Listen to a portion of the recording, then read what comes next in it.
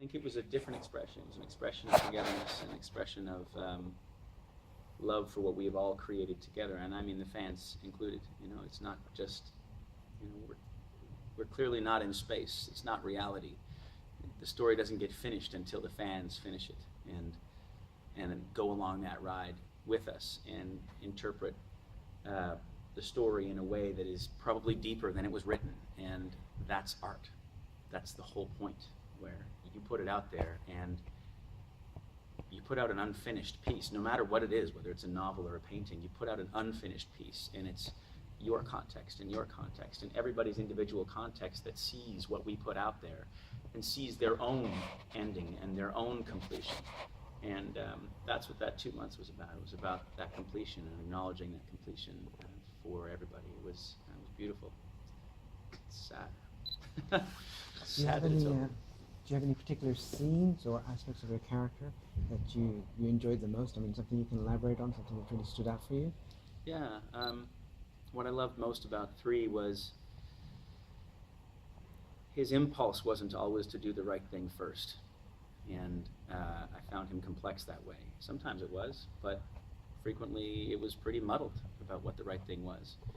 And the signals weren't always so clear in 3's brain about how to do things right. And in the end, he got there, and I found that to be a lot like my lived experience, because it isn't. I mean, yeah, fine, you know the rules of life, but the truth is, life's messy. It's not always easy to follow the rules of life, even though you know them.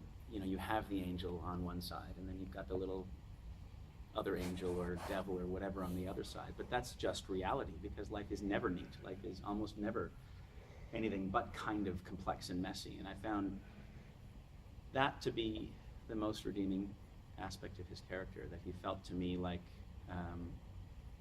a real character who you didn't know whether he was going to do the right thing, but fundamentally you could kind of count on him in the end to be there. I felt like, I felt an identification with that character, because he didn't have a superhero either, a superpower, and that was also one of his big strengths. The fact that he lost every fight he was ever in, the fact that he, wasn't sort of half robot and wasn't really good at anything, to be honest. He didn't have a strength other than just getting back up off the mat and living life and being there for his friends, and that felt to me like, I can identify with that, because most people don't have anything that they're the best at, whether it's, school or running or hockey, or that's me, that's everybody, that's all my friends, that's my kids, that's I don't know any Olympians, I'm 3, we're all kind of 3, and that part I felt kind of honored to play that character in a show where not everybody, but a lot of characters had their superpowers. 5 was always able to solve everything mechanically and was really cool, which is great and it's awesome, except most people aren't like that. And 6 might have been the only other character, except he had a really strong moral center that was it guided him through very clearly. So decisions were never really all that hard for him. So it kind of felt like 3 was the messiest, most average of the lot. And those are the most fun to play. Talking about the rest of the cast, obviously, I think there was a great chemistry on screen. Can you talk a little bit about what was so special about getting the chance to work with some of those other wonderful people? Yeah, that's part of what made this show special, and what I mourn when I think about it not being part of my life. It's interesting. We weren't buds. We didn't go out drinking together. We didn't go out clubbing. None of us are really like that. It's not so much our thing. Couple, but most no. I would say that we're a whole hell of a lot like family, like your extended family that you see at Christmas and New Year's, and you respect and like and care for and are happy to see. But we all had our other lives, and we all lived our other lives, and when we finished work, we went home. And it wasn't like we were like, oh my God, we're the best of friends.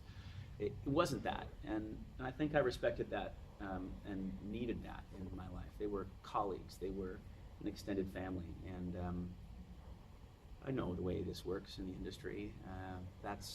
It's not gone. You've got cons and whatever, but it's basically gone. It's like summer camp. When you stop going to summer camp, you don't see the people anymore. You care about them, but it was nice to come back to that set, and that extends beyond the actors on the show. The crew had been together for a long time. The crew was together during the Lost Girl years. So for them, I don't think Jay, our producer of Prodigy, has got another show lined up in that studio, which means it's the first time in 8 or 9 years that these guys will not be working together. And that's rare in our industry. You know, when you get to work with someone for that long, you develop a shorthand, and it's a comfort level. So yeah, lots to be missed.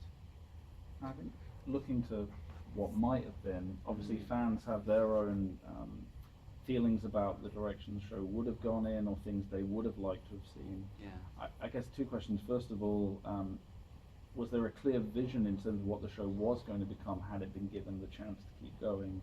And on the other side, were there things that you would have liked to have seen given that chance?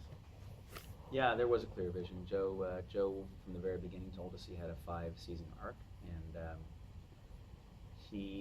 they had already, this is how surprised they were. I mean, they had already written, they'd started writing season 4. They had, the writing room had begun in June. They were paid to do that by Jay, who was fairly confident we were going to get a season 4. So yeah, there was a clear vision. There was a 5-year story, and we didn't know it because he didn't ever tell us. We would experience it a little bit like the fans would experience it, except a little bit ahead, in the sense that it would be parsed out sort of script by script, even though he knew where our characters were going. And every once in a while there would be things that changed, like Sarah wasn't supposed to be around. She wasn't supposed to be as big a character as she was. The android revolution, that was pretty clear that was coming for season 4, or at least in the future. That was always there, except this character of Sarah wasn't. So Sarah ended up being, I guess 2 probably would have played a bit of that role as sort of a part human, part augmented human, or created human. But in a way, Sarah is the perfect person for that conflict, to be on both sides of that, to be, at once Bosnian and Serb, and to be both of those in the context of a civil war where, the Bosnians are beating up on the Serbs and vice versa, and she's like, which side do I pick, and do I have to pick a side? And the truth is, in those conflicts, you always have to pick a side. You don't get the luxury to say, I'm both, it's okay, then they'll both shoot you. So it would have been really interesting to see that dynamic play out. And Joe's thinks a lot about life, and he's very well read and very well educated, and I would have loved to hear him discuss that on television and in the context of a really fun kick-ass space show. It would have been fun to be able to do that. So I know that Joe will probably find a way to give closure to the audience, to the fans. He'll probably figure that one out, whether it's in a comic book or something like that, or through his blog, or God knows. But he, for however hard this was on me, it was triply or quadruply so on Joe.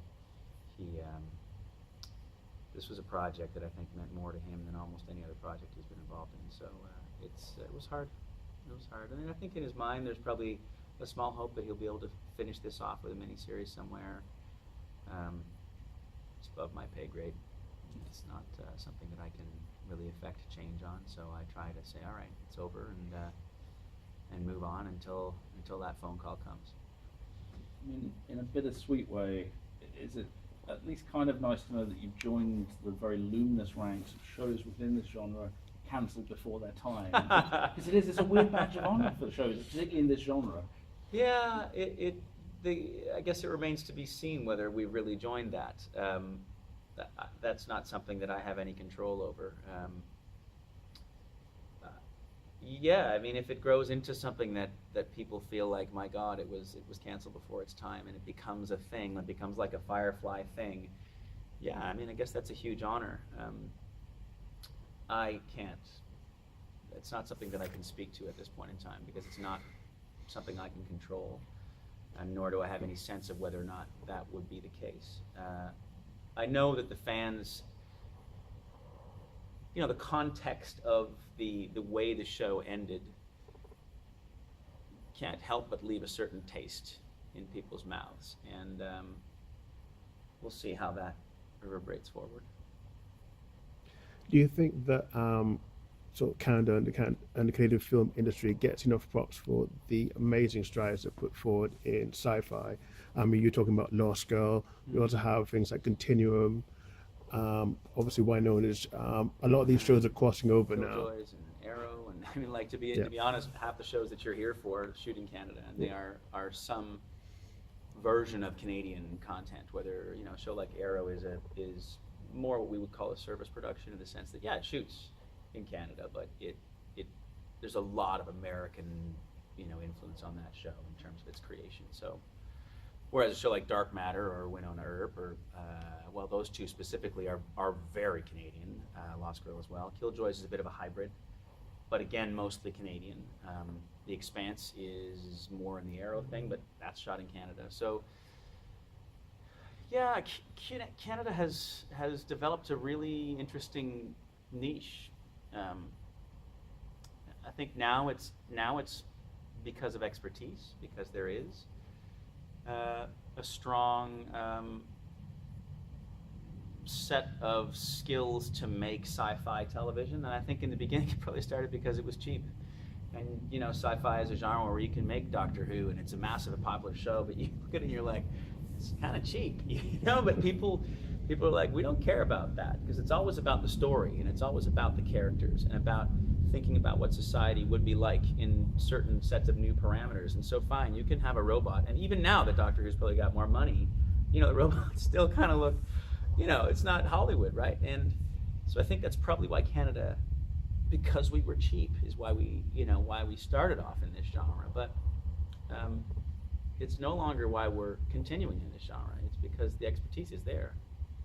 And Canada, in various different ways, has spent a lot of money in developing their CGI capabilities. There's some really strong companies that on big LA shoots will come to Canada, and it's not tax credits. They come there because that's, Montreal. It's where some of the best post-graphics guys are in the world. And that was a concerted effort by, in that case, the provincial government 15 years ago. And so you're starting to see the fruits of that bear out now.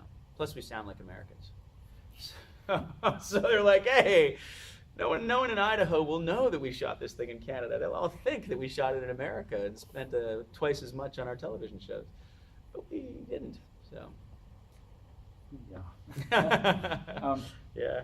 I guess, looking to the future, I know, like you said, there's obviously uncertainty in things that you can't control. Yeah. But are there other projects, other things that you're looking at? Are there things that we should be excited about? The short answer is yes. I have a wonderful arc on Blind Spot, which is a show on NBC. I'm not sure how many of you guys get it or don't here, but that's coming up in season 3. So that was really cool. New York, shooting in Morocco. The character's a fun character and a little like 3 when it comes down to it. He's sort of a bit of a rogue, a bit of a charming rogue kind of guy. Doesn't have the he's not a series regular, so he doesn't have the full complexity that 3 has. But very fun character to play, great arc, and that's coming up for those of you who have access to season 3 of Blind Spot. And in terms of the next series regular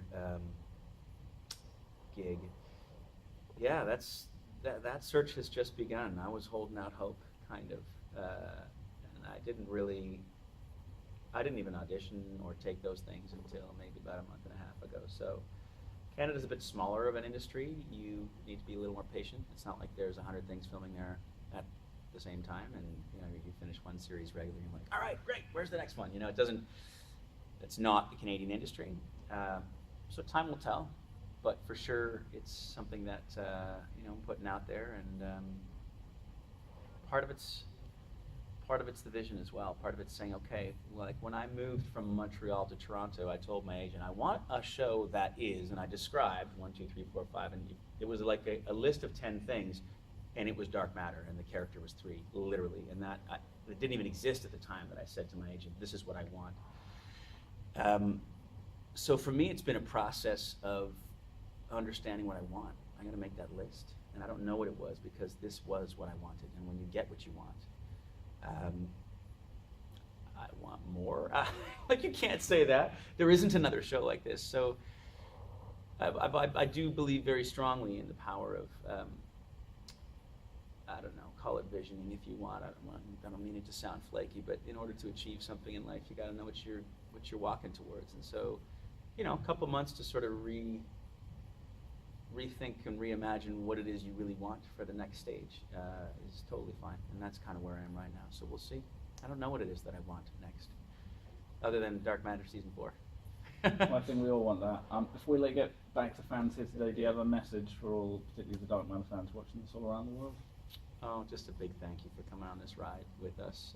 It has been an honor to meet many of you at conventions. It's been a whole lot of fun playing this character and describing this world with you guys. And we'll see you next time. Thank you so Thanks. much. Fantastic. Thank you very much. Thanks, guys.